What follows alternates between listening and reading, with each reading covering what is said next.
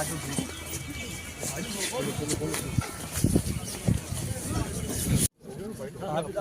क्या अब चलो थोड़ा सा टिक टाक करे चलते हुए थोड़ा सा, क्योंकि बाहर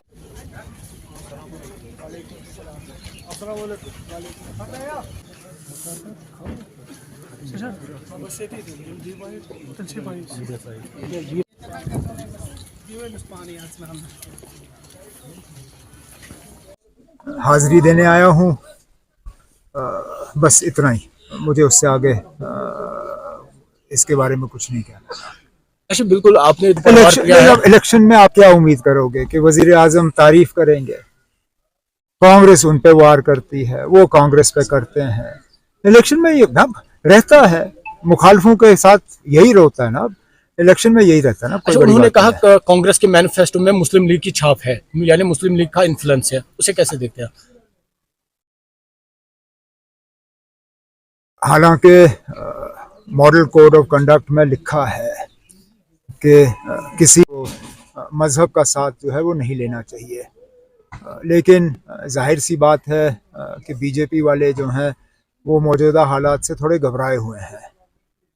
तभी इस तरह के बयान, चाहे वो मंगलसूत्र की बात हो, चाहे वो मुस्लिम लीग की बात हो, या पिछले दिनों बीजेपी के एक मिनिस्टर ने ये कहा कि मुसलमान जो हैं हिंदुओं की ज़मीन जो है वो कब्ज़ा करने की तैयारी कर रहे हैं। अफसोस की बात है, क्योंकि ये लोग जब हुकूमत में होते हैं तो दावा करते हैं कि ये 140 करोड़ हिंदुस्तानियों की तर्जुमानी कर रहे हैं, उसमें मुसलमान भी शामिल हैं। लेकिन जब इलेक्शन होते हैं तो नफ़रत के अलावा इन लोगों को और कुछ नहीं दिखता। एक और सवाल, डर किसी को नहीं लग रहा है। अगर हम डरे होते तो क्या इलेक्शन में हम इस तरह उतर के बीजेपी का मुकाबला करते? फिर हम वो लोग होते जो बीजेपी के हाँ में हाँ मिलाते। डरे हुए नहीं है, लेकिन ये एक असलियत है। आप देखिए, जिन एजेंसियों के बारे में बात हो रही है, 90% से ज़्यादा जो उनके केसेस हैं वो अपोजिशन के खिलाफ हैं। अच्छा, ये भी हकीकत है, जिन लोगों के खिलाफ अपोजिशन में केस होते हैं, जैसे ही उनका बीजेपी के साथ रिश्ता बन जाता है वो केस गायब हो जाते हैं।